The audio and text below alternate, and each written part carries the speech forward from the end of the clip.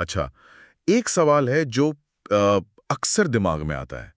ज्यादातर छोटे बिजनेस जो इतने जुनून से शुरू होते हैं, आखिर क्यों फेल हो जाते हैं?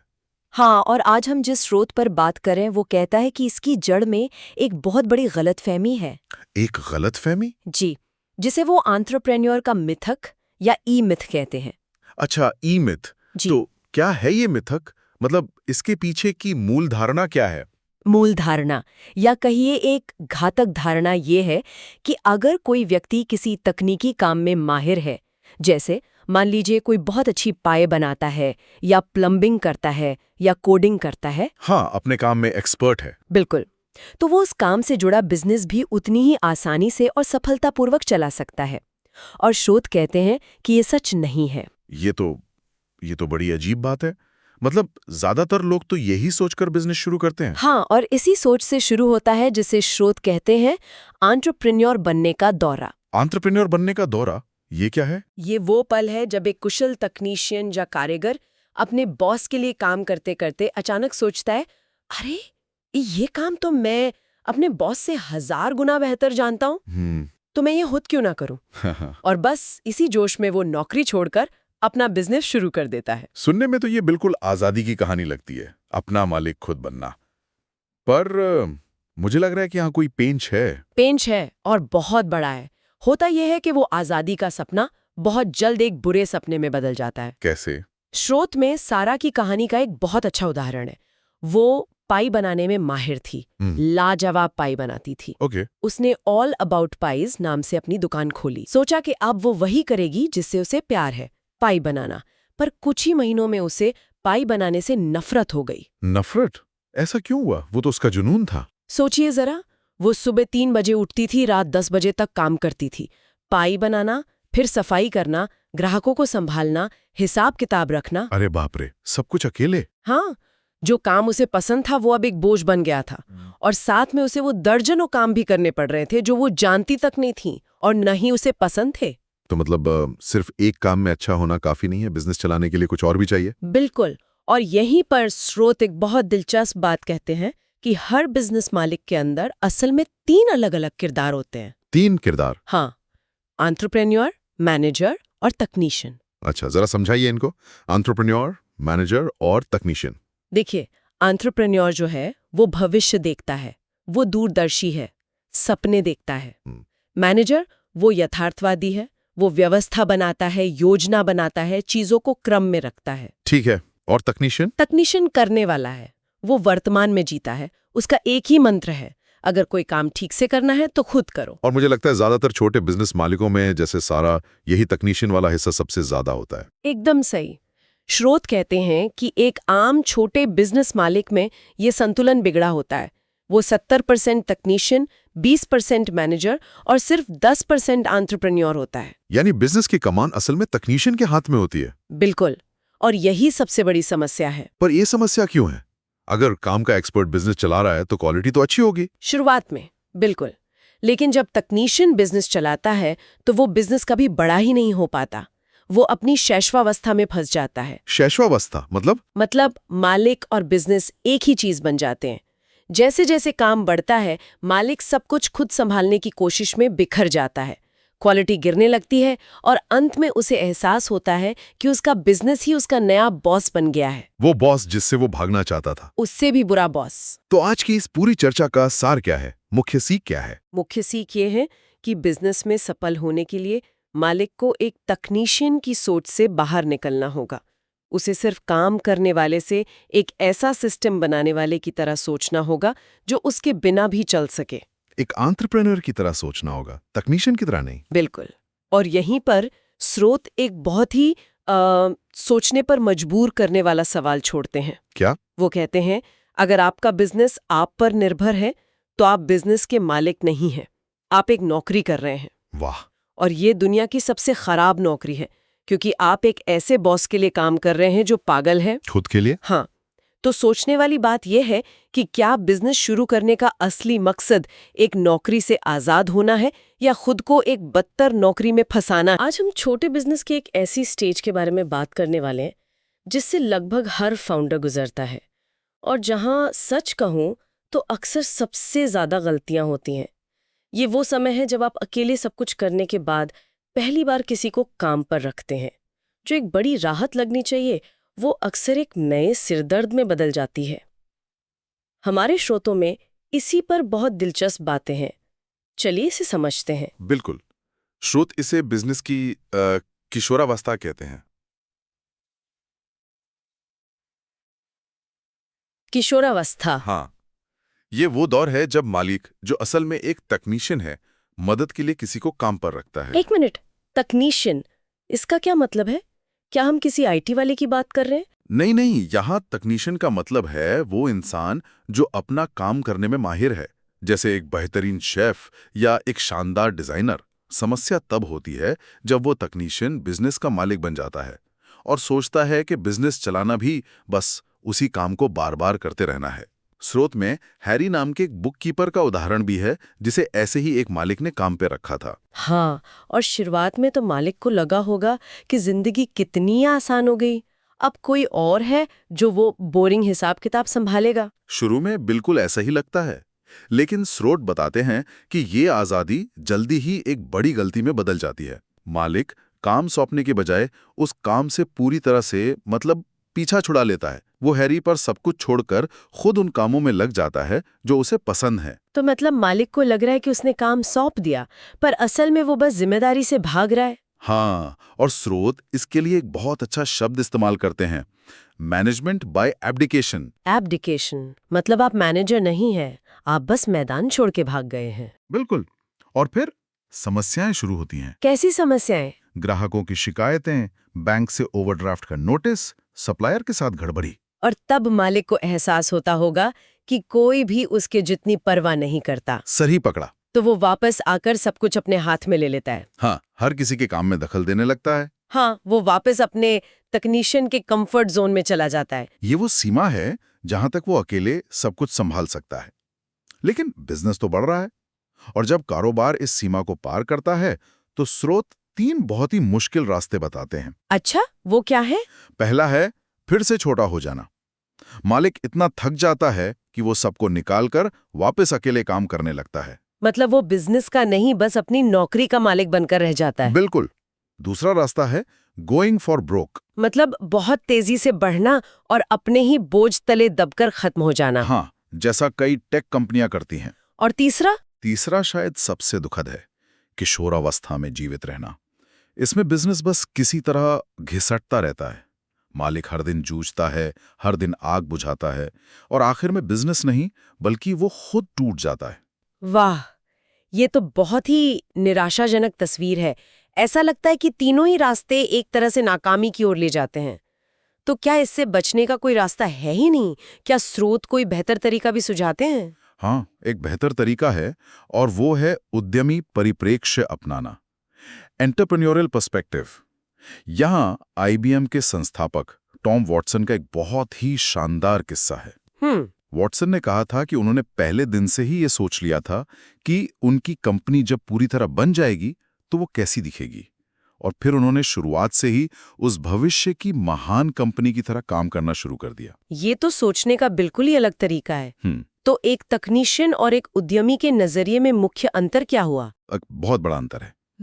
तकनीशियन का सवाल होता है आज का काम करना है, जबकि उद्यमी का सवाल होता है मेरा बिजनेस काम कैसे करना चाहिए। अच्छा। उद्यमी के लिए बिजनेस खुद एक प्रोडक्ट है। वो इस पर ध्यान देता है कि ग्राहक के लिए अनुभव कैसा है, सिस्टम कैसे काम कर रहे हैं। और तकनीशियन का ध्यान सिर्फ उस चीज पर होता है जो वो बना रहा है। हाँ, या जो सर्विस वो दे रहा है। तो सारा खेल नजरिए का है। सिर्फ काम करते रहना काफी नहीं है, बिजनेस को एक सिस्टम की तरह देखना जरूरी है। बिल्कुल। स्रोतों का सार यही है कि आपको सिर्फ बिजनेस में काम नहीं करना है बल्कि बिजनेस पर भी काम करना है।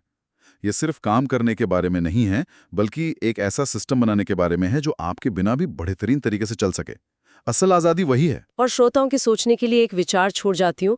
अगर आज अपना व्यवसाय फिर से शुरू करना होता तो वो कौन सी एक चीज होती जिसे शुरुआत से ही एक सिस्टम की तरह डिजाइन किया जाता? हम सबने औद्योगिक क्रांति के बारे में सुना है, तकनीकी क्रांति के बारे में भी, लेकिन एक और क्रांति है जिसने अमेरिकी छोटे व्यवसायों को हमेशा के लिए बदल दिया।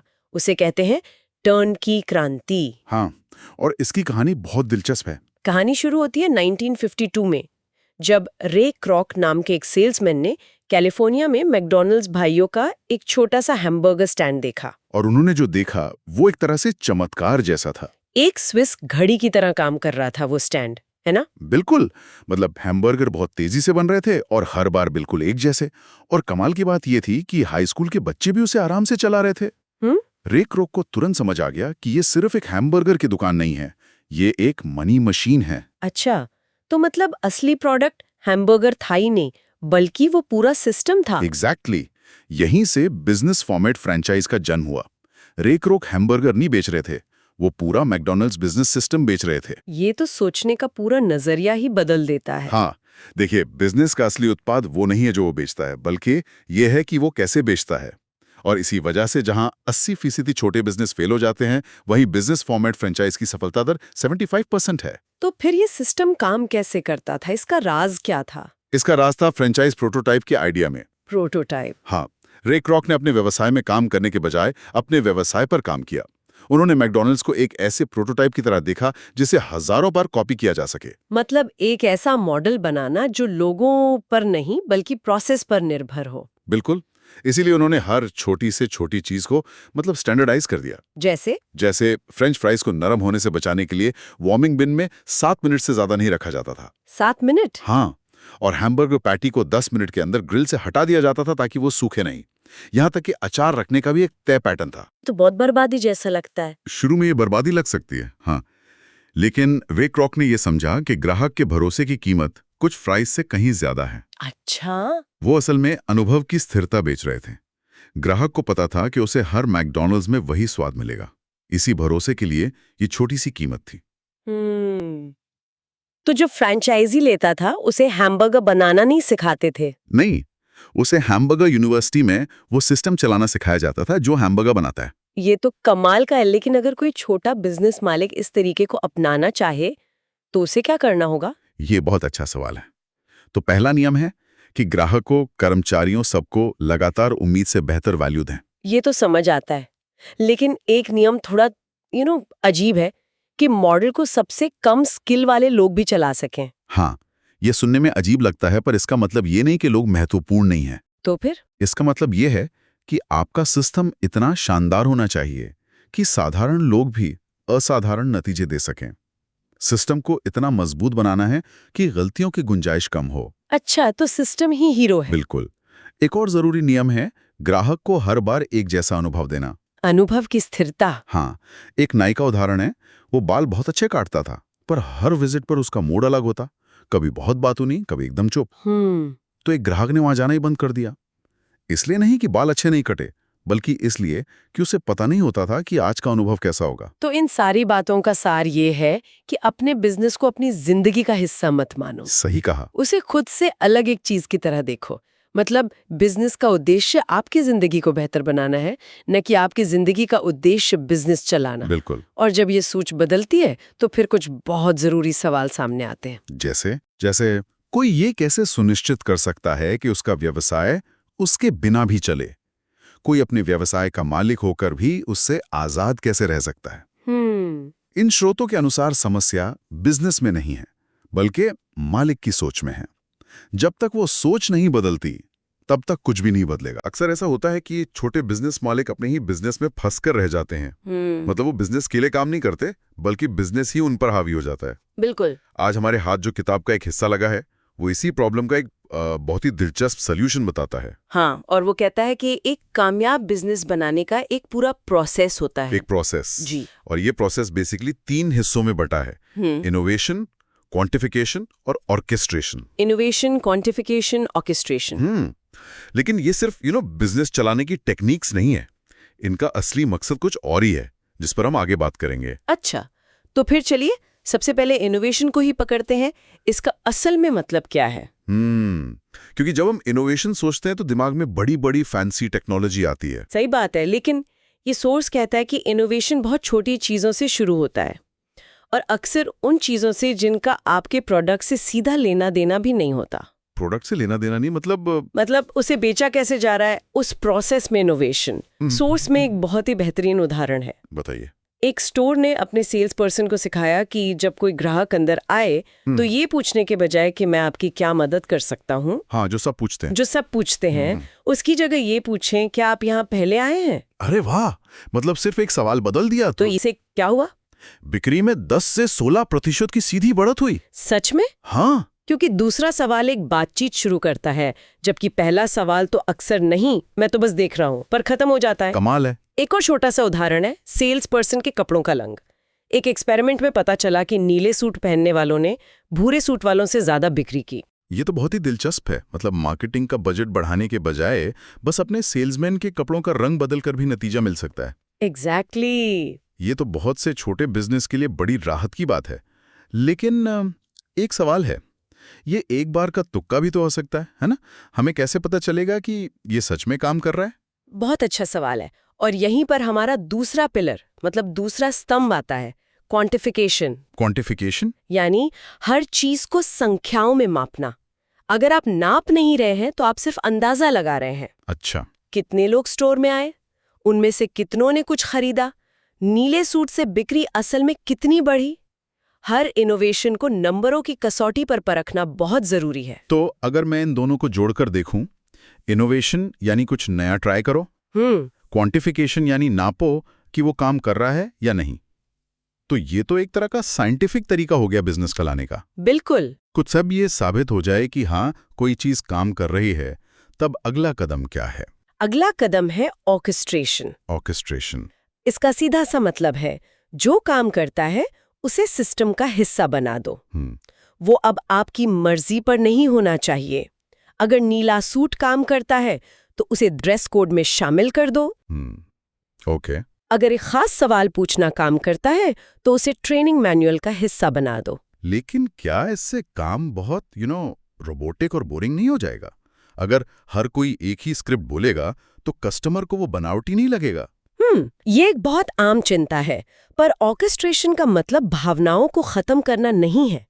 इसका मतलब है एक ऐसा आधार तैयार करना जो लगातार अच्छे नतीजे दे। अच्छा। आप स्क्रिप्ट के शब्दों को अपनी पर्सनालिटी के साथ बोल सकते हैं। मकसद ये है कि सफलता संयोग से नहीं बल्कि डिजाइन से मिले। समझ गया। ये तीनों स्तंभ मिलकर एक बेहतरीन मशीन तो बना सकते हैं, लेकिन सवाल ये है कि ये मशीन चल किस लिए रही है। हाँ, ये सबसे बड़ा सवाल है। बिक्री बढ़ाना, सिस्टम बनाना, लेकिन क्यों? मुझे लगता है अब हम सोर्स के सबसे जरूरी हिस्से पर आ रहे हैं। बिल्कुल। सोर्स इसे प्राइमरी एम यानी प्राथमिक लक्ष्य कहता है, और ये बिजनेस के बारे में है ही नहीं। बिजनेस के बारे में नहीं है? नहीं, ये बिजनेस के मालिक के बारे में है। आप अपनी जिंदगी से क्या चाहते हैं, आप कैसा जीवन जीना चाहते हैं। सोर्स में एक बहुत ही गहरा विचार है। वो कहते हैं, कल्पना कीजिए कि आपके अंतिम संस्कार में आपकी अपनी आवाज में एक रिकॉर्डिंग चल रही है। आप उस रिकॉर्डिंग में अपनी जिंदगी की कहानी कैसे सुनाना चाहेंगे? वाह, ये तो बहुत गहरा है। मतलब बिजनेस सिर्फ पैसा कमाने का जरिया नहीं है। नहीं, वो अपनी जिंदगी को मनचाहा आकार देने का एक टूल है। जो कहानी हम अपने लिए लिखना चाहते हैं, बिजनेस को उस कहानी का एक हिस्सा होना चाहिए, पूरी कहानी नहीं। एकदम सही। महान लोग सिर्फ जिंदगी जीते नहीं हैं, वे उसे अपनी शर्तों पर बनाते हैं, उसे डिजाइन करते हैं। बड़े लक्ष्य पर ध्यान लगा सके। तो आज की बातचीत का निचोड़ ये है कि एक सफल बिजनेस बनाने के लिए एक सिस्टम तो चाहिए, लेकिन वो सिस्टम बेमतलब नहीं होना चाहिए। सही। उसकी दिशा आपके व्यक्तिगत प्राथमिक लक्ष्य से तय होनी चाहिए। बिल्कुल सही कहा। ये प्रक्रिया सिर्फ एक बेहतर बिजनेस बनाने के लिए नहीं है, बल्कि बिजनेस के मालिक के लिए एक बेहतर जीवन बनाने के लिए है। तो हम अपने श्रोताओं के लिए ये सवाल छोड़ जाते हैं, अपने काम में वो एक छोटा मापने लायक इनोवेशन क्या हो सकता है जिसे कल आजमाया जा सकता है, और उससे भी अहम वो छोटा सा बदलाव जीवन की उस बड़ी कहानी से कैसे जुड़ता है जिसे बनाने की कोशिश की जा रही है। ज्यादातर लोग जब अपना कारोबार शुरू करते हैं तो एक सपना होता है ना, आजादी का, अपनी शर्तों पर जीने का। लेकिन असल में होता क्या है, वे अपने ही कारोबार में इतने फंस जाते हैं कि उसके पर काम करने का तो वक्त ही नहीं मिलता। बिल्कुल। और जिस काम को आजादी के लिए शुरू किया था वही एक पिंजरा बन जाता है। ये बहुत ही आम कहानी है। हाँ। आज हमारे पास जो स्रोत हैं वे इसी पिंजरे से बाहर निकलने का, कह सकते हैं, एक नक्शा दिखाते हैं। अच्छा। ये इस बारे में नहीं है कि ज्यादा मेहनत कैसे करें, बल्कि इस बारे में है कि ज्यादा स्मार्ट तरीके से एक ऐसा बिजनेस कैसे खड़ा करें जो मालिक के बना भी चल सके। तो आज की हमारी पड़ताल का मिशन साफ है। हम उस तरीके को समझेंगे जिससे एक कारोबार को शुरू से ही ऐसा बनाया जाए कि वो मालिक की जिंदगी को बेहतर बनाए, उसे निगल ना जाए। और इसकी शुरुआत एक कहानी से होती है जो शायद बहुत से लोगों को अपनी लगेगी। सारा नाम की एक महिला जो एक पाई की दुकान चलाती थी। हाँ सारा, वो कमाल की पई बनाती थी, लेकिन दिन में 18 घंटे काम करके पूरी तरह थक चुकी थी। उसे लग रहा था कि वो दुकान की मालिक नहीं बल्कि उसकी गुलाम है। और फिर एक दिन उसे एहसास हुआ कि उसे इस काम से आज़ादी चाहिए। उसे अपनी आंटी की एक बात याद आई जिन्होंने उसे पाई बनाना सिखाया था। अच्छा। उसकी आंटी कहती थी, तुम्हारे अंदर एक जंगली घोड़ा है, उसे कभी बाड़ में मत बांधना वरना वो मर जाएगा। वाह। और उसे समझ आया कि उसने अपनी उस उद्यमी भावना, उस जंगली घोड़े को अच्छी पाई बनाने के काम की बाड़ में कैद कर दिया है। बिल्कुल। ये एक बड़ा आहा मोमेंट था। तो सवाल ये है कि वो इस जाल से बाहर कैसे निकले। पहला कदम क्या हो? पहला कदम है एक रणनीतिक उद्देश्य यानी स्ट्रैटेजिक ऑब्जेक्टिव तय करना। और ये कोई फैंसी बिजनेस टर्म नहीं है। नहीं, ये इस बात का एक बहुत ही साफ बयान है कि कारोबार को आखिरकार जिंदगी के बड़े मकसद, जिसे स्रोत मुख्य लक्ष्य या प्राइमरी एम कहते हैं, उसे पूरा करने के लिए करना क्या होगा। अच्छा, तो ये किसी बिजनेस प्लान जैसा नहीं है जिसमें सेल्स प्रोजेक्शन और ये सब होता है? नहीं, बिल्कुल नहीं। ये तो उससे भी पहले आता है। ये इस सवाल से शुरू होता है, मैं अपनी जिंदगी से चाहती क्या हूं। कारोबार उस जिंदगी को पाने का एक जरिया है, खुद मंजिल नहीं। इसलिए सारा के लिए पहला सवाल ये नहीं था कि मैं और कितनी पाई बेच सकती हूँ, बल्कि ये था कि ये दुकान मुझे वो जिंदगी कैसे देगी जो मैं जीना चाहती हूँ, मतलब आज़ादी वाली जिंदगी। ठीक है, तो एक बार किसी ने ये तय कर लिया कि उसे अपनी जिंदगी से क्या चाहिए, फिर कारोबार के लिए उद्देश्य कैसे तय होता है? इसकी शुरुआत क्या पैसे से होती है? हाँ, पैसा एक बहुत जरूरी हिस्सा है, लेकिन यहाँ सिर्फ मुनाफे की बात नहीं हो रही। स्रोत में एक बहुत ही चौंकाने वाली बात कही गई है जो पहली बार में थोड़ी अजीब लग सकती है। क्या? वो कहते हैं कि अपना व्यवसाय बनाने का एक ही अंतिम कारण है, उसे बेचना। एक मिनट, ये तो बहुत अजीब बात है। ज्यादातर लोग तो अपना कारोबार अपनी बेबी की तरह देखते हैं जिससे वो जिंदगी भर पालना पोसना चाहते हैं। सही कहा। ये सोचना कि पहले दिन से ही उसे बेचने के लिए बनाया जाए, ये तो पूरी सोच ही बदल देता है। बिल्कुल, और यही तो सबसे जरूरी मानसिक बदलाव है। जैसे ही कोई ये सोचने लगता है कि उसे एक ऐसी चीज बनानी है जिसे कोई और खरीद सके, हाँ, तो फोकस बदल जाता है। अब मकसद सिर्फ काम करना नहीं, बल्कि एक एसेट, एक संपत्ति बनाना हो जाता है। एक ऐसी मनी मशीन जो भरोसेमंद तरीके से काम करती हो, चाहे आप वहां हो या ना हो। जैसे रे क्रोक ने मैकडॉनल्ड्स के साथ किया था।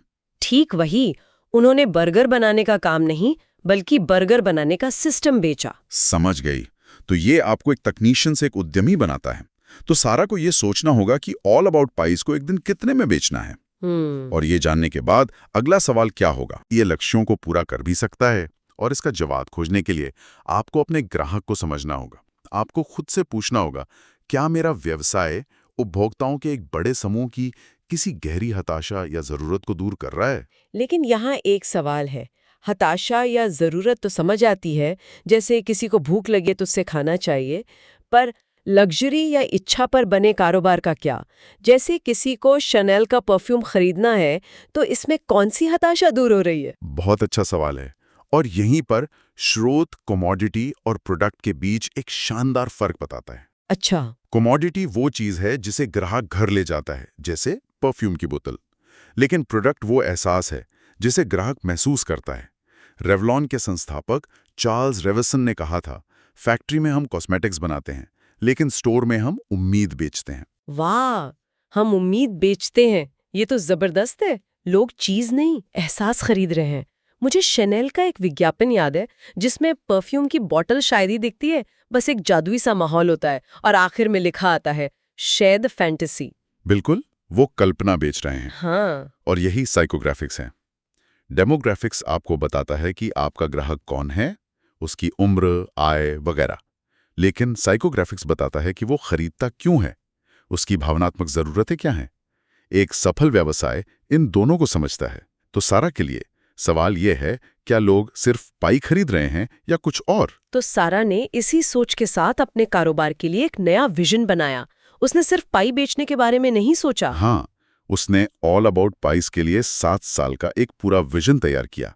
उसका लक्ष्य था 4 दुकानें, लगभग $1.8 मिलियन की सालाना बिक्री और $270,000 का मुनाफा। और अंतिम मकसद 7 साल में इस कारोबार को $1 मिलियन से ज्यादा में बेचना। असली प्रोडक्ट को भी पहचाना। उसका प्रोडक्ट पाई नहीं थी, बल्कि देखभाल थी, केयरिंग। उसकी आंटी की तरह, जो कहती थी ना बहुत ज्यादा ना बहुत कम। ये देखभाल उसकी दुकान को बाकियों से अलग बनाती। इसके लिए उसने मानक भी तय किए, जैसे एक केंद्रीय ऑर्गेनिक बाग से ताजे मौसमी फल इस्तेमाल करना। देखिए, अब ये सिर्फ एक पाई की दुकान नहीं है। ये एक स्पष्ट विजन है जिसमें वित्तीय लक्ष्य हैं, एक भावनात्मक प्रोडक्ट है और उसे पूरा करने के लिए ठोस मानक हैं। और ये सब सीधे तौर पर आज़ादी के उसके मुख्य लक्ष्य से जुड़ा है। ठीक है, तो विजन तैयार है, सारा को पता है कि उसे कहाँ पहुंचना है। लेकिन अभी भी तो वो किचन में अकेली है, दिन में 18 घंटे काम कर रही है। ये विजन तो लाखों मील दूर लगता है। वो यहाँ से वहां तक का सफर कैसे तय करेगी? और यहीं पर दूसरा बड़ा विचार आता है, संगठनात्मक रणनीति, ऑर्गेनाइजेशनल स्ट्रैटेजी। और यहाँ सबसे आम गलती जो लोग करते हैं वो ये है कि वे लोगों के इर्द गिर्द कंपनी बनाते हैं, काम के इर्द गिर्द नहीं। इससे पूरी तरह अराजकता फैलती है। मतलब जैसे दो दोस्त मिलके कोई काम शुरू करते हैं और बस काम बांट लेते हैं। बिल्कुल। स्रोत में जैक और मरे की कहानी है, जिन्होंने विजिट मेकर्स नाम की कंपनी शुरू की। शुरुआत में सब कुछ ठीक था, लेकिन जैसे ही उन्होंने और लोगों को काम पर रखा, सब बिखर गया। हर कोई हर काम कर रहा था, मतलब किसी भी चीज के लिए कोई जिम्मेदार नहीं था। क्वालिटी गिरने लगी, औजार गायब होने लगे और टीम में गुस्सा बढ़ने लगा। अगर हर कोई सब कुछ कर रहा है तो किसी भी चीज के लिए कौन जिम्मेदार है? ये तो गड़बड़ होनी ही थी। तो उन्हें क्या करना चाहिए था? उन्हें पहले दिन से ही एक कॉरपोरेशन की तरह सोचना चाहिए था, पार्टनरशिप की तरह नहीं। और सबसे जरूरी कदम, कंपनी का संगठन चार्ट बनाना, ऑर्गेनाइजेशन चार्ट। लेकिन ये चार्ट आज की हकीकत के लिए नहीं, बल्कि भविष्य के लिए। हाँ, उस भविष्य के लिए जब कंपनी पूरी तरह से विकसित हो चुकी होगी। अच्छा, तो मतलब अगर आज कंपनी में सिर्फ 2 लोग हैं, तब भी वे एक ऐसी कंपनी का चार्ट बनाएंगे जिसमें 50 लोग काम करते हों। COO, मार्केटिंग का VP, ऑपरेशंस का VP, ये सब। ठीक यही, ये भविष्य की तस्वीर पहले दिन से ही बना लेना है। ये आपको बताता है कि आपको कहाँ पहुंचना है और कौन सी भूमिकाएं भरनी हैं। इसके बाद हर पद के लिए वे एक पद अनुबंध बनाते हैं, पोजीशन कॉन्ट्रैक्ट। पद अनुबंध, ये किसी आम जॉब डिस्क्रिप्शन से कैसे अलग है? ये बहुत अलग है। जॉब डिस्क्रिप्शन बताता है कि आपको क्या करना है, पद अनुबंध बताता है कि आपसे क्या नतीजे अपेक्षित हैं। ये कंपनी और उस पद पर काम करने वाले व्यक्ति के बीच एक वादा है। यह जवाबदेही को बिल्कुल साफ कर देता है, कोई बहाना नहीं चल सकता। तो जैक और मरे उस भविष्य के चार्ट को बनाते हैं और फिर उसमें अपने नाम भरते हैं। हाँ, भले ही वे सिर्फ 2 लोग हैं, लेकिन हर बक्से में किसी एक का नाम होना जरूरी है। चाहे एक ही व्यक्ति 10 भूमिकाएं क्यों न निभा रहा हो, वे मिलकर तय करते हैं कि जैक CEO बनेगा क्योंकि वो ज्यादा जिम्मेदार है। अब यहां सबसे बड़ा बदलाव आता है। क्या? काम अब व्यक्तिगत नहीं रहा। ये जैक का काम नहीं है, ये CEO का काम है। उन्होंने काम को खुद से अलग कर दिया है। ये एक बहुत बड़ा मानसिक बदलाव है। आप व्यक्ति को नहीं, पद को मैनेज कर रही हैं। तो सारा को भी ये करना होगा। उसे अपनी दुकान का भविष्य का चार्ट बनाना होगा और हर भूमिका को परिभाषित करना होगा, भले ही शुरुआत में हर भूमिका वो ही निभा रही हो। बिल्कुल, वो पाई बेकर भी है और CEO भी, वो कैशियर भी है और CFO भी, और उसे दोनों भूमिकाओं की जिम्मेदारियों को समझना होगा। ठीक है, तो अब हमारे पास एक विजन है और एक स्ट्रक्चर का खाका भी है, लेकिन काम तो अभी भी करना है। सिस्टम कैसे बनाया जाए? वो कौन सा जादू है जो सारा को किचन से बाहर निकालेगा और उसकी जगह एक सिस्टम को काम पर लगा देगा? जादू नहीं, बल्कि एक प्रक्रिया है जिसे स्रोत फ्रेंचाइज प्रोटोटाइप कहता है। इसका मतलब है कि आप अपने व्यवसाय को ऐसे विकसित करें जैसे कि आप उसकी हजारों कॉपीज बनाने वाले हैं, भले ही आपका इरादा सिर्फ एक ही दुकान चलाने का हो। जैक और मरे कारोबार पर काम करना शुरू करते हैं, लेकिन संगठन चार्ट में सबसे नीचे से, ऊपर से नहीं। सबसे नीचे से शुरू करना, इसका क्या मतलब हुआ? इसका मतलब है कि मरे, जिसे सेल्स का जिम्मा मिला है, पहले खुद एक सेल्स पर्सन की तरह काम करता है। ये उसका सामरिक या टैक्टिकल काम है, लेकिन साथ ही साथ वो VP ऑफ मार्केटिंग की टोपी पहनकर खुद को देख भी रहा है। ये उसका रणनीतिक या स्ट्रेटेजिक काम है। तो वो एक ही समय में एक्टर भी है और डायरेक्टर भी। बिल्कुल सही। वो सेल्स कॉल कर रहा है और साथ ही ये भी नोट कर रहा है कि क्या काम कर रहा है और क्या नहीं। अच्छा। वो हर चीज का प्रेक्षण करता है। वो क्या पहनता है, ग्राहक से क्या कहता है, फोन पर कैसे बात करता है। वो 3 काम करता है। नवाचार मतलब इनोवेशन, नए तरीके आजमाना। हाँ, फिर मात्रा का निर्धारण, क्वांटिफिकेशन यानी नतीजों को नंबरों में मापना, और आखिर में सुव्यवस्थित करना, ऑर्केस्ट्रेशन ऑर्केस्ट्रेशन मतलब जो तरीका सबसे अच्छा काम करता है उसे एक मानक प्रक्रिया, एक स्टैंडर्ड प्रोसेस बना देना। और इन सब जानकारियों का वो क्या करता है?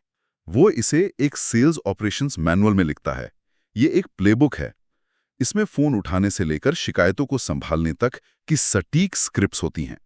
ये सिस्टम इतना पक्का होना चाहिए कि कोई भी उसे फॉलो करके प्रिडिक्टेबल नतीजे दे सके। और यहाँ सबसे दिलचस्प हिस्सा आता है, भर्ती। जब सिस्टम यानी वो मैनुअल तैयार हो जाता है तो वे किसी अनुभवी सेल्स पर्सन को काम पर नहीं रखते। ऐसा क्यों? क्योंकि एक अनुभवी व्यक्ति अपने तरीके साथ लेकर आता है। वे एक ऐसे नौसिखिए को काम पर रखते हैं जो सिस्टम सीखने को तैयार हों। उनके नौकरी के विज्ञापन में साफ लिखा होता है, अनुभव की आवश्यकता नहीं, बस सीखने की इच्छा और एक खुला दिमाग चाहिए। कमाल है। वे किसी को काम करने के लिए नहीं, बल्कि एक बने बनाए सिस्टम को चलाने के लिए रख रहे हैं। मतलब अब वे एक व्यक्ति पर नहीं बल्कि एक सिस्टम पर निर्भर है। ठीक यही। जब नया सेल्स पर्सन उस मैनुअल पर प्रशिक्षित हो जाता है तो मरे सेल्स पर्सन की भूमिका से आजाद हो जाता है। उसने सफलतापूर्वक खुद को एक सिस्टम से बदल दिया है। अब वो पूरी तरह से सेल्स मैनेजर की भूमिका में आ जाता है। अब उसका काम उस व्यक्ति को मैनेज करना नहीं है, बल्कि उस सिस्टम को मैनेज करना है जो उस व्यक्ति को चला रहा है। यही सामरिक काम से रणनीतिक काम की ओर बढ़ना है। तो चलिए, आज हमने जो बातें की हैं उन्हें समेटते हैं। एक सफल कारोबार की शुरुआत इस बात से नहीं होती कि आप क्या अच्छा कर सकती हैं, बल्कि इस बात से होती है कि आप कैसी जिंदगी जीना चाहती हैं। हाँ, ये आपका मुख्य लक्ष्य है। और ये लक्ष्य फिर एक ठोस व्यावसायिक दृष्टिकोण को जन्म देता है, जिसे हम रणनीतिक उद्देश्य कहते हैं। और उस दृष्टिकोण को हकीकत में बदलने के लिए एक संरचना, एक सिस्टम की जरूरत होती है। संगठन चार्ट और पद अनुबंध जैसे टूल, ये केवल बड़ी कंपनियों के लिए नहीं है। यही एक छोटे व्यवसाय के मालिक के लिए आज़ादी की चाबी है। ये तरीके कारोबार को व्यक्ति से अलग करते हैं, जिससे वह स्वतंत्र रूप से चल सकता है, बढ़ सकता है और आखिरकार बेचा भी जा सकता है, जिससे मालिक को उसका असली इनाम मिलता है। बिल्कुल। अब एक आखिरी विचार सुनने वालों के लिए छोड़ जाते हैं। स्रोत में एक होटल मैनेजर की कहानी है जो बताता है कि कैसे उसका पूरा होटल एक सिस्टम पर चलता है। सफाई से लेकर रूम सर्विस तक हर काम के लिए कर्मचारी चेकलिस्ट का इस्तेमाल करते हैं। जब उससे पूछा जाता है कि वो लोगों से ये सब कैसे करवाता है, तो वो मुस्कुराकर कहता है, यहीं पर हम वास्तव में चमकते हैं। लेकिन स्रोत ये बताने से पहले ही समाप्त हो जाता है कि वो ऐसा कैसे करता है। तो सुनने वालों के लिए आज का अंतिम विचार ये है, वो रहस्य क्या हो सकता है? लोगों को केवल एक सिस्टम का पालन करने के लिए मजबूर करना एक बात है, लेकिन उन्हें उस सिस्टम को गर्व के साथ अपनाने के लिए प्रेरित करना बिल्कुल दूसरी। एक चेकलिस्ट को बोझ से उत्कृष्टता का स्रोत कैसे बनाया जा सकता है? इसका जवाब शायद सिर्फ अच्छे सिस्टम में नहीं, बल्कि अच्छी लीडरशिप में छिपा है। नमस्ते। आज हम एक बड़े सवाल पर बात करने वाले हैं जो हर बिजनेस मालिक के दिमाग में घूमता है। क्या आपका बिजनेस आपके बिना चल सकता है?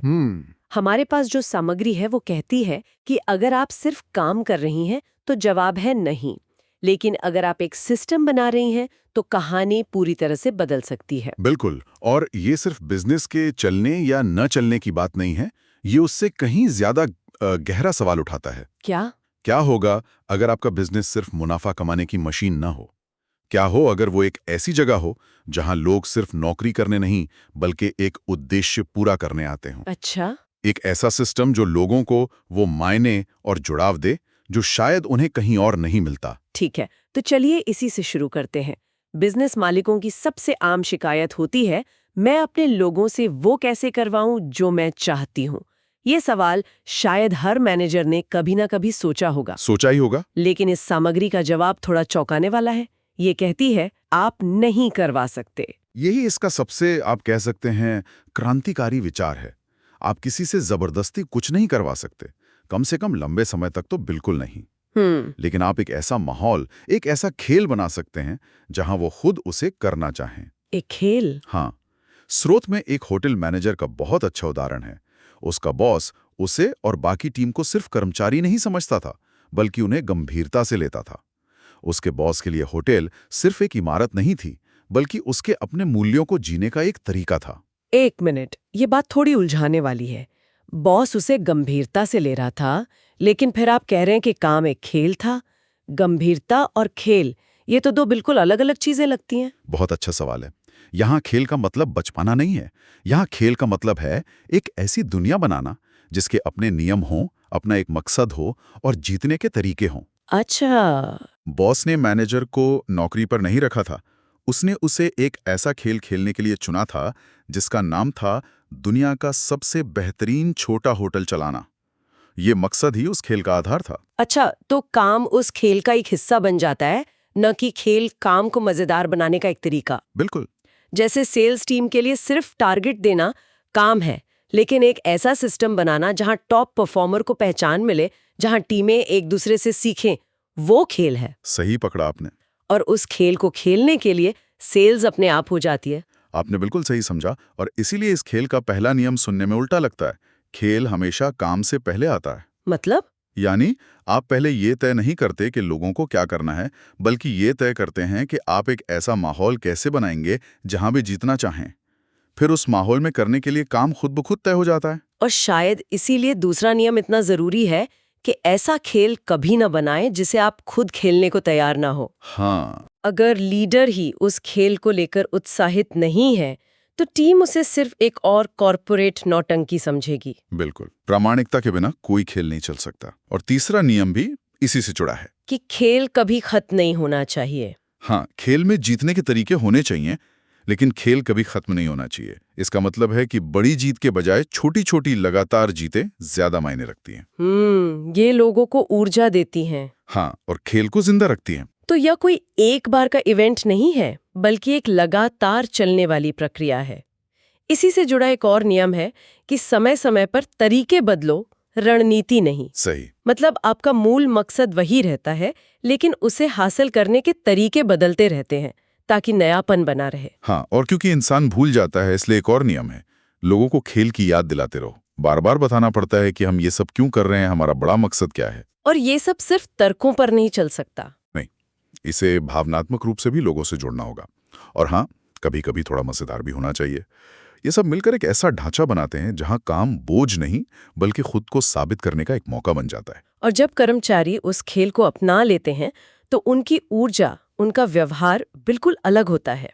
इसका असर सीधे बिजनेस के बाहर तक पहुंचता होगा, यानी ग्राहकों पर। यकीनन, एक खुश और उद्देश्य से भरी टीम ग्राहकों से भी अलग ही तरीके से बात करती है। और यहीं पर ग्राहक का मनोविज्ञान सामने आता है। हाँ, स्रोत कहता है कि जब मार्केटिंग की बात आती है तो अपनी इच्छाओं को भूल जाओ, अपने प्रोडक्ट से प्यार करना छोड़ दो और सिर्फ अपने ग्राहक के बारे में सोचो। और ग्राहक के बारे में सोचते हुए जो सबसे बड़ा विचार सामने आता है, वो है तर्कहीन निर्णय लेने वाला, मतलब इरैशनल डिसीजन मेकर। हम मानते हैं कि लोग सोच समझकर, फायदे नुकसान देखकर फैसले लेते हैं, लेकिन सच्चाई इसके बिल्कुल उलट है। हाँ, ज्यादातर खरीदारी के फैसले हमारे अवचेतन मन में, मतलब अनकॉन्शियस माइंड में मिली सेकेंड्स में हो जाते हैं। ये भावनात्मक होते हैं, तार्किक नहीं। और हमारा चेतन मन? हमारा चेतन मन तो बाद में सिर्फ उस फैसले को सही ठहराने के लिए तर्क करता है। इसलिए जब कोई ग्राहक कहता है मैं इस पर सोचना चाहता हूं, तो ये एक खतरे की घंटी हो सकती है। ये दिलचस्प है। लेकिन सेल्स में तो हम हमेशा सुनते हैं कि ग्राहक को सोचने का समय देना चाहिए, उन पर दबाव नहीं डालना चाहिए। तो ये विचार उस पारंपरिक सोच को कैसे चुनौती देता है? अच्छा सवाल है। क्या हमेशा मैं सोचूंगा का मतलब ना ही होता है? हमेशा नहीं, लेकिन स्रोत का तर्क है कि ज्यादातर मामलों में ये एक बहाना होता है, क्योंकि खरीदने का असली भावनात्मक फैसला तो अवचेतन मन में हो चुका होता है। अच्छा।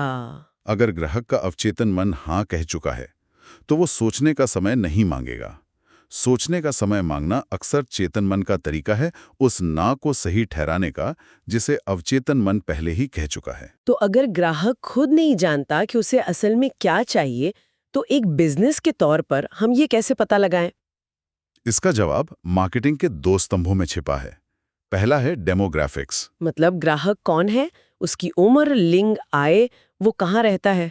हाँ, ये जानना आसान है, लेकिन असली खेल दूसरे स्तंभ में है, जिसे साइकोग्राफिक्स कहते हैं। ये बताता है कि आपका ग्राहक क्यों खरीदता है। उसके मूल्य क्या है, उसकी मान्यताएं क्या हैं। बिल्कुल, वो दुनिया को कैसे देखता है। स्रोत में नीले और नारंगी सूट का एक बेहतरीन उदाहरण है इसे समझाने के लिए। हाँ, वो शानदार उदाहरण है।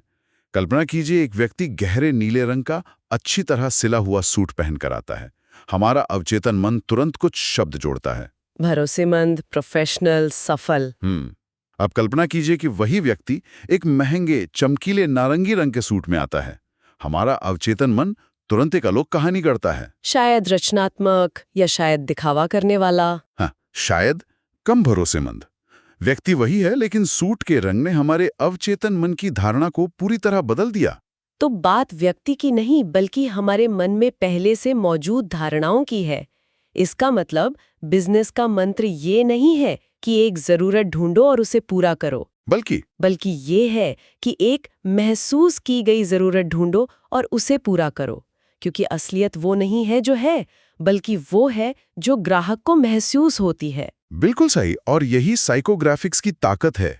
ये आपको बताता है कि आपके ग्राहक के अवचेतन मन में क्या चल रहा है, ताकि आप अपना संदेश ठीक उसी भाषा और रंग में दे सकें जिसे वो समझना चाहता है। ठीक है, तो हमने अपनी टीम के लिए एक खेल बना लिया है जो उन्हें प्रेरित रखता है, और हमने ग्राहक के तर्कहीन मन को भी समझ लिया है। लेकिन इन दोनों को जोड़ने वाली कड़ी क्या है? आप एक बेहतरीन टीम और एक बेहतरीन मार्केटिंग आइडिया होने के बावजूद फेल हो सकते हैं अगर उसे अमल में लाने का कोई तरीका ना हो। यहीं पर सिस्टम की भूमिका आती है ना? हाँ, सिस्टम ही वो पुल है जो आपकी सोच को हकीकत में बदलता है। स्रोत के मुताबिक हर बिजनेस में 3 तरह के सिस्टम काम करते हैं: हार्ड, सॉफ्ट और इंफॉर्मेशन सिस्टम।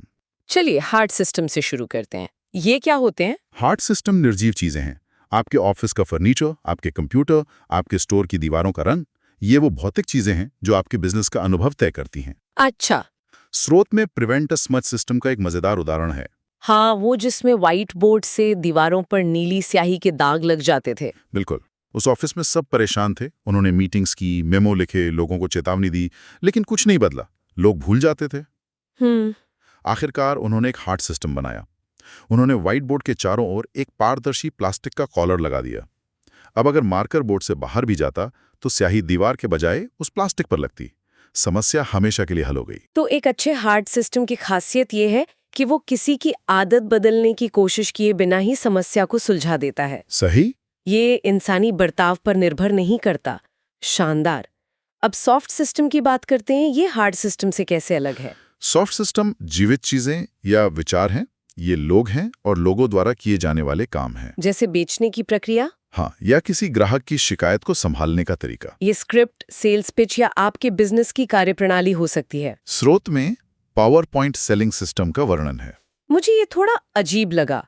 क्या एक पूरी तरह से स्क्रिप्टेड बेचने की प्रक्रिया रोबोटिक और बनावटी नहीं लगेगी? ग्राहक इसे पसंद करेंगे? ये एक वाजिब चिंता है, लेकिन इस सिस्टम का उद्देश्य रोबोट बनाना नहीं, बल्कि एक सुसंगत और असरदार अनुभव देना है।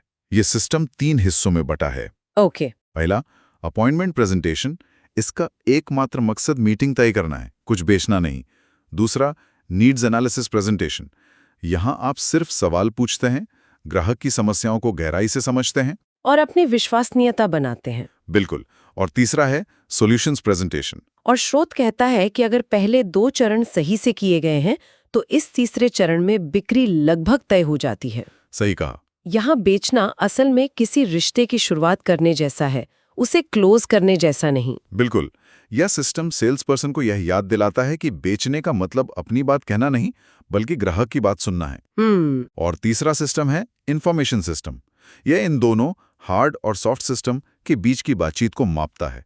ये डेटा है, ये फीडबैक है। तो ये एक तरह से उस खेल का स्कोरबोर्ड है जिसके बारे में हम बात कर रहे थे। बिल्कुल। ये बताता है कि कितनी सेल्स कॉल हुई, कितने अपॉइंटमेंट मिले और कितने सौदे हुए।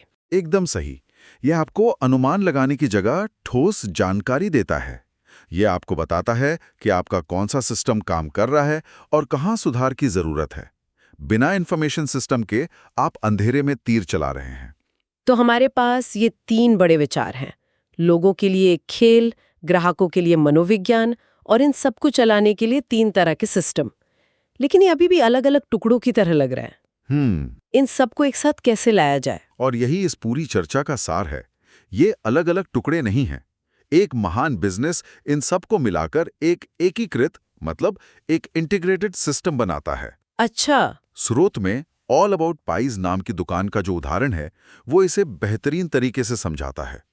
उसकी मालकिन सारा के लिए बिजनेस का सिर्फ एक केंद्रीय विचार है, देखभाल मतलब केयरिंग। तो ये देखभाल का विचार सिर्फ एक अच्छा शब्द है या ये सच में उसके बिजनेस के हर हिस्से में दिखता है, जैसे उसके हार्ट सिस्टम में ये कैसे झलकता है? ये छोटी छोटी चीजों में है। उसकी दुकान में कुर्सियां आरामदायक हैं ताकि लोग आराम से बैठ सकें। लाइटिंग गर्म है, ठंडी और कॉर्पोरेट नहीं। काउंटर की ऊंचाई ऐसी रखी गई है कि ग्राहक और कर्मचारी आसानी से आंखें मिलाकर बात कर सकें। ये सब हार्ट सिस्टम है जो बिना एक शब्द कहे ये संदेश देते हैं, हम आपकी परवाह करते हैं। और सॉफ्ट सिस्टम में मतलब लोगों से जुड़ी चीजों और प्रक्रियाओं में? जब सारा किसी को काम पर रखती है तो वो सिर्फ ये नहीं देखती कि कोई अच्छी पाई बना सकता है, नहीं, वो ये देखती है कि क्या वो व्यक्ति स्वभाव से देखभाल करने वाला है। अच्छा। उसकी ट्रेनिंग स्क्रिप्ट में आपका स्वागत है और आपका दिन कैसा रहा जैसे वाक्य अनिवार्य हैं। जिस तरह से वे हर ग्राहक को एक परिवार के सदस्य की तरह ग्रीट करते हैं, वो एक सॉफ्ट सिस्टम है जो देखभाल को एक्शन में बदलता है। और इंफॉर्मेशन सिस्टम का क्या? डेटा कैसे देखभाल दिखा सकता है? सारा ट्रैक करती है कि कौन सी पाई सबसे ज्यादा बिकती है, किस समय ग्राहक ज्यादा आते हैं, कौन से ग्राहक नियमित रूप से आते हैं। ये इन्फॉर्मेशन सिस्टम उसे बेहतर ढंग से अपने ग्राहकों की देखभाल करने में मदद करता है। वो जानती है कि श्रीमती शर्मा को एप्पल पाई पसंद है, तो उनके आने पर वो पहले से तैयार रहती है। ये डेटा उसे व्यक्तिगत देखभाल करने की शक्ति देता है। तो हार्ड, सॉफ्ट और इंफॉर्मेशन सिस्टम तीनों मिलकर उसके देखभाल के एक वादे को पूरा करते हैं। बिल्कुल, सब कुछ एक ही कहानी कहता है। तो आज की इस गहरी चर्चा से जो एक बात साफ होती है वो ये है कि एक बिजनेस मालिक का असली काम सिर्फ पाई बनाना नहीं है, बल्कि पाई बनाने और बेचने का एक बेहतरीन सिस्टम बनाना है। ये रोजमर्रा के कामों में फंसे रहने के बजाय अपने बिजनेस को एक रणनीतिकार की नजर से देखने और उसे बेहतर बनाने के बारे में है। बिल्कुल। और अंत में एक विचार छोड़कर जाता हूँ। ये सामग्री तर्क देती है कि आपका बिजनेस सिर्फ एक बिजनेस नहीं है। हाँ, ये एक ऐसी जगह बन सकता है जो लोगों को वो उद्देश्य, व्यवस्था और अर्थ दे जो आज की भाग-दौड़ भरी दुनिया में अक्सर गायब है। तो सोचने वाली बात यह है, क्या होगा अगर आपके बिजनेस का असली उत्पाद आपकी वस्तु या सेवा न हो, बल्कि वो समुदाय और उद्देश्य हो जो आप अपने कर्मचारियों और ग्राहकों के लिए बनाते हैं। इस सवाल पर विचार जरूर कीजिएगा।